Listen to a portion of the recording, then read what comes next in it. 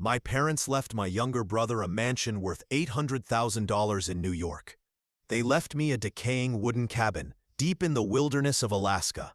The day I found out, my fiancé slammed the door in my face, shouting that I was a pathetic loser who'd never achieve anything. I felt crushed, humiliated, and lost. But when I finally flew to Alaska and opened that cabin door, I found something worth $50 million. That discovery changed everything. I'm Ethan Hale, 29 years old, the eldest son in a family that never believed I was enough. My younger brother, Caleb, was always the golden child. Everyone in the family said he could charm anyone. My father, Arthur, believed Caleb had the drive to carry on the Hale name.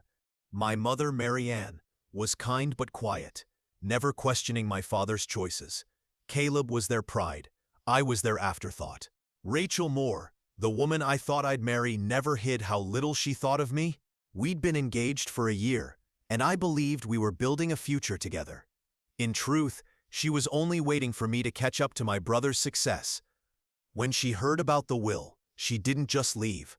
She cut me down with words I'll never forget. That's where my story begins. The moment I lost everything I thought I had, and was forced to face something I never expected.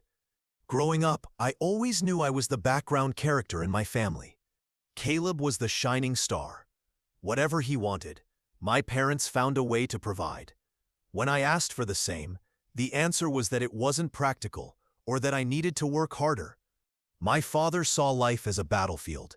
He believed one son was born to lead while the other needed to toughen up. My mother was gentle when we were alone, but quiet and compliant in front of him. Caleb played varsity soccer. My father was at every game, shouting from the sidelines like he'd raised a champion. I remember bringing home a short story I wrote in high school. My teacher called it exceptional. I placed it on the dinner table, hoping for recognition. My father barely glanced at it before turning to Caleb to ask about his next soccer season. That silence still echoes louder than any words.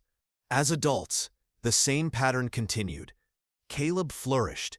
He became a financial consultant in New York, driving luxury cars, living in high-rise apartments, and taking trips to Europe. He always had a new watch or a fresh suit, and people admired his confidence. I worked just as hard but in jobs that barely covered my bills. I wanted to be proud of him, but I could never escape his shadow. Rachel came into my life 3 years ago, and at first she felt like a rescue. She was beautiful, ambitious, and full of energy. She told me she loved how different I was from other men, that I had heart and depth. For a while, I believed her. But over time, her words changed. She started comparing me to Caleb, asking why I couldn't dress like him, think like him, or push harder. At dinners, she'd say, "Ethan, I don't understand how you can be satisfied with such a small life. Don't you want more? Don't you want to be somebody?" I told her I was trying, that not everything could be measured by money or status. She'd roll her eyes and reply, "Tell that to the landlord when rent's due." Then came the call that changed everything. Our family lawyer reached out about my parents' will. They had both passed within months of each other. First my father from a stroke, then my mother as her health declined. I was still grieving when Caleb and I were called to meet at the attorney's office. Walking in, I held on to a small hope that maybe they had left something meaningful for me, that my mother had fought for me in the end. Caleb strolled in confidently, laughing with the lawyer, as if the outcome was already his. When the will was read, it hit me like a hammer. Caleb inherited a mansion in New York, worth over $800,000, along with most of their assets. I received the deed to an old cabin in Alaska. That was it. No explanation, no reason. I sat frozen, gripping the armrests, as my face burned with embarrassment. Caleb smirked. "Guess Dad always believed in me," he said, patting my shoulder as if I needed pity. When Rachel heard that night, she exploded.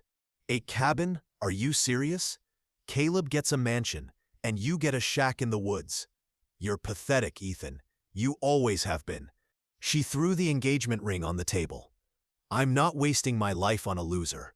Then she slammed the door and left. I sat there in silence, staring at the ring. Old. In 1 week, I had lost my parents and the woman I thought I'd marry. Every insult from my childhood came rushing back. My father's dismissive tone, Caleb's smug pride, Rachel's cruel words, all echoing the same message. I was worthless. For days, I carried the cabin deed in my pocket, pulling it out again and again like it was a cruel joke. What was I supposed to do with it? Sell it? Burn it? Forget it? But the more I stared at it, the more something shifted inside me. Maybe it wasn't about the property. Maybe it was about facing what my parents had left behind. One sleepless night, as city traffic roared outside, I made a decision. If this was all I was worth to them, I needed to see it with my own eyes. I bought a one-way ticket to Alaska. That was the moment I stopped running from my family's judgment. That was the moment I chose to face the cabin. The plane was small and rattled with every gust of wind. I sat by the cold window, staring at endless stretches of snow and forest below. I clutched the deed like it was both a curse and a key. Caleb's smirk and Rachel's final words replayed in my head. Pathetic loser. Those words cut deeper than anything my father ever said. When the plane landed, the cold hit me like a punch. Snow crunched beneath my boots. The sky was gray, and the world felt still. A local driver took me down icy roads for hours until we reached the end of a narrow path. "That's as far as I can take you," he said. "Cabin's about a mile that way." I paid him, slung my bag over my shoulder, and started walking. Each step through the snow echoed in the silence of the woods. There were no cars, no people, just the sound of my own breath. When I finally saw the cabin, my heart sank. It looked worse than I imagined. Sagging porch, broken windows, rotting wood. The roof looked ready to collapse. I let out a short, bitter laugh. It was the perfect inheritance for someone you didn't care about. I dropped my bag and pushed the door open. The hinges screamed in protest. Inside, the air was thick with dust. Broken furniture littered the floor. The smell of mold filled the room. "This is what they thought of me," I whispered. "This is all I'm worth." I wanted to call Caleb just to hear his gloating voice, but I knew what he'd say. That Dad was right, that I never had drive, that I was always destined to be the leftover son. That night, I unrolled my sleeping bag in the least broken corner. Every sound made me flinch, the creak of the roof, the rattle of the window. I thought about Rachel's last words. Pathetic loser. I couldn't get them out of my head. The next morning, I woke shivering. The fire I'd built had gone out, and the cabin was colder than the world outside. For a moment, I considered leaving, selling the land, and returning to New York. But the image of Caleb's smug grin and Rachel's laughter held me in place. I couldn't go back defeated. So I started clearing the cabin, pushing aside broken furniture, and sweeping up piles of debris. Every movement burned with anger. Each time I lifted a rotted plank, I heard my father's voice telling me I was weak. Each sweep of the broom felt like a small rebellion. "There has to be more to this," I muttered. "There has to be a reason they left this place to me." By evening, I was exhausted, but something kept me going. It wasn't hope, it was desperation. If I didn't find something here, I'd leave Alaska with nothing but shame. Then, as I pulled a dusty rug away from the floor, I saw it, a small iron handle built into a wooden panel. I crouched and pulled. The panel creaked open, revealing darkness below. A hidden cellar. For the first time since arriving, I felt something other than despair. I grabbed my flashlight, flicked it on, and shined the beam into the opening. Wooden steps led down into the dark. My heart pounded as I took the first step. The cellar was colder than the cabin above. My breath fogged in the beam of light. Crates lined the stone walls, some rusted, others still intact. A large trunk sat in the corner. I knelt by one crate, pried it open, and froze. Inside were rows of cloth bundles, tied with twine. I opened one and nearly dropped it. Gold coins. Real, heavy gold coins. I tore open another bundle. Rings, necklaces, and jeweled brooches sparkled back at me. My pulse thundered. I opened another crate. More gold, more silver, more jewels. My parents hadn't left me garbage. They had left me something hidden, something immense. And for the first time in my life, I realized they had trusted me. The weight of what I'd found nearly crushed me, not because of its value, but because of what it meant. For years, I believed I was the family disappointment. I'd lived under Caleb's shadow and our father's criticism. But now, staring at piles of gold and jewels, I realized my parents had seen something in me they hadn't seen in him. They hadn't chosen Caleb. They had chosen me. That realization didn't bring comfort. It brought fear. What was I supposed to do with all of this? Who else knew it was here? What if Caleb found out? What if Rachel came back, pretending she cared? My hands trembled as I placed the coins back into the crate. This wasn't just wealth. It was responsibility. And it was dangerous. I forced myself to keep exploring. In the large trunk at the back, I found old ledgers bound in leather, their pages yellowed with age. Inside were detailed records, land deeds, mining claims, and business transactions dating back almost a century. One name appeared repeatedly: Elias Hale, my grandfather. I'd never known much about him, except that he'd been strict, harsher even than my father. But now I understood he'd been building something substantial, something that had passed through generations. And my parents had passed it to me. I sank onto one of the crates, flashlight balanced on my knee, struggling to breathe. For so long, I'd believed I was nothing, and yet here I was, sitting on top of a fortune worth more than $50 million. But I knew this wasn't about flaunting it. If I rushed to New York and revealed what I'd found, it would create chaos, lawsuits, greed, maybe even danger. And if Rachel heard, she'd come running, pretending she had never left. I couldn't let that happen. So I made a vow right there in that cellar. I won't waste this, I whispered into the cold air. I'll protect it. I'll prove you were right to trust me. For the next 2 days, I worked relentlessly. I cataloged everything I found, writing down details in a small notebook. Then I reinforced the trapdoor, nailed it shut, and covered it again with the rug. I cleaned the cabin, patched windows, fixed the fireplace, and cleared out years of decay. Each small improvement felt like reclaiming a part of myself. This wasn't just about inheritance. It was about identity. For the first time, I began to believe that maybe my father's harshness had been a test, and my mother's silence had been a quiet form of faith. Standing in the middle of that broken cabin, I no longer felt abandoned. I felt chosen. The bitterness I'd carried for years began to shift. Rachel's cruel words still echoed, but now they fueled me. Caleb's smirk no longer haunted me. It motivated me. When I lay down that night, the cabin didn't feel like a ruin anymore. It felt like a fortress, a beginning.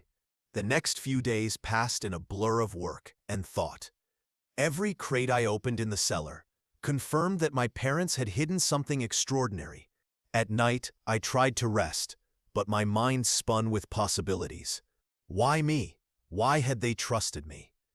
One evening, as I sat with the ledgers spread across the floor, I noticed a folded envelope tucked between 2 pages. My name was written on it in my mother's handwriting. My heart tightened. I tore it open carefully. Inside was a letter, yellowed but preserved. Ethan, up the Liwars. If you are reading this, it means your father and I are gone. What we left you is not a mistake or a punishment. It is trust. Your father always saw boldness in Caleb, but he also saw recklessness. He valued appearances, not substance. With you, he saw strength that doesn't shout, patience, resilience, and heart. We knew you would protect this legacy, not waste it. Please forgive us if it ever seemed otherwise. We love you. Your mother. The words blurred through my tears. For years, I had believed my parents thought I was worthless. Now, in my hands, I held proof that I had been wrong. They had believed in me all along. They just had their own way of showing it. I pressed the letter to my chest, my heart pounding. Every insult, every dismissal, every cruel laugh from Caleb or Rachel, all of it collapsed under the weight of this truth. I wasn't the failure they thought I was. I was the one they had chosen. But that realization came with consequences. News of the will had spread, and soon Caleb began asking questions. He called one night, his voice dripping with mockery. "So how's life in your little shack? Figured out yet that Mom and Dad left you a pile of junk while I got everything worth having? Sell it, Ethan. Stop embarrassing yourself." I wanted to shout that the cabin was worth more than everything he owned, but I held my tongue. "I'm managing," I said evenly. Inside, a fire burned. Let him think he'd won. That was fine with me. Then Rachel came back. At least she tried. She messaged me weeks later. "Ethan, I've been thinking. I overreacted. I miss you. Can we talk?" I stared at the screen, remembering her words the night she left, "Pathetic loser." For a moment, I considered replying. Then I deleted the message. She hadn't missed me. She'd heard whispers about money. I turned back to the ledgers. As I read more, I realized the scale of what I'd inherited. My grandfather had made mining and land claims across Alaska during its early development. The rights to timber, minerals, and even oil were still active. The gold and jewels alone were worth tens of millions, but the land rights made it far more valuable. That's when I understood. My parents hadn't just left me wealth. They had left me a future, a way to build something on my own terms. That night, I lit a fire in the cabin. The letter from my mother lay on my lap as the flames flickered. "I'll protect this," I whispered into the quiet. "You trusted me. I won't fail you." For the first time in years, I felt whole. The cabin was no longer a symbol of rejection. It was proof of trust, responsibility, and purpose. The bitterness that had once poisoned me began to fade. I wasn't chasing Caleb's approval anymore. I wasn't clinging to Rachel's validation. And I wasn't crushed by my father's expectations. I was finally standing on my own ground, on my own legacy. The turning point of my story wasn't just the treasure hidden beneath the floorboards. It was the moment I realized that for the first time in my life, I had power and I was ready to use it. The morning after I read my mother's letter, I stepped outside into the freezing Alaskan air and felt something shift inside me. The cabin that once felt like punishment now felt like purpose. I looked out at the forest, blanketed in snow, the silence pressing against my ears, and thought, this is mine. Not just the cabin, not just the gold or the deeds buried below. The choice to build something meaningful with my life, that was mine. In the days that followed, I began repairing the cabin with new determination. I patched walls, fixed the roof, replaced broken boards, and cleared out what was left of the decay. Every swing of the hammer felt like reclaiming a piece of myself. My father had said I lacked drive. Caleb had mocked me as weak. Rachel had called me pathetic. Every insult became fuel. With each repair, I proved them wrong. The cabin was no longer a symbol of failure. It was becoming a home.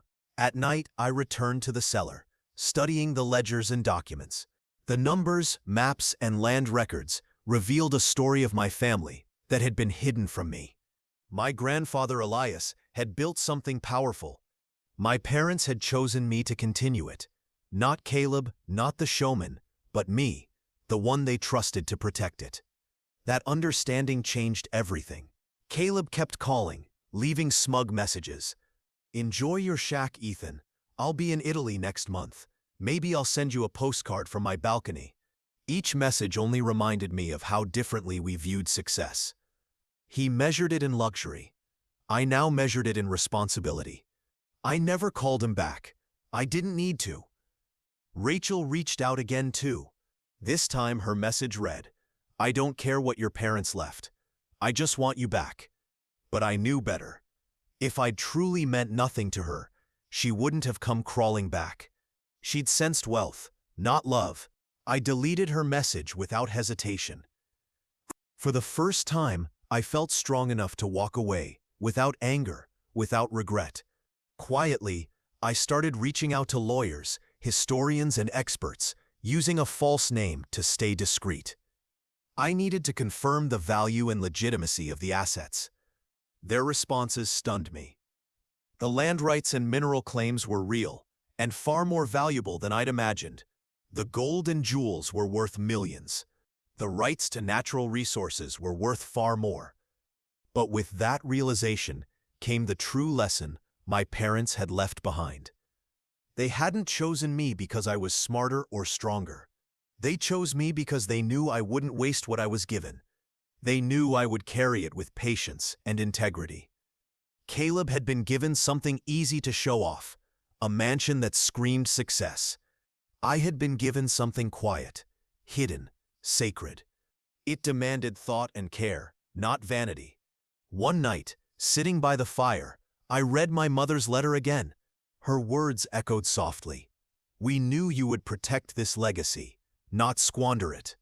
For years, I'd craved hearing that my parents were proud of me. Now I realized they had told me in the only way they could, by trusting me with everything. That was pride in its truest form.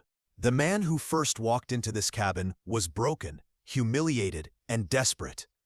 The man sitting there now was different. I wasn't Caleb's shadow anymore. I wasn't Rachel's failed fiancé. I wasn't my father's disappointment. I was the heir to something far greater than money. I was the heir to trust. When I finally left the cabin for a short trip back to New York, I carried myself differently. I didn't need to flaunt what I'd found. I didn't need to prove anything. I let Caleb believe whatever he wanted, because the truth was mine alone. As the plane lifted off, I thought about Rachel, how quickly she'd return, if she ever learned the truth. And I smiled. She never would. In the end, the cabin had been more than an inheritance. It was a test, and a gift.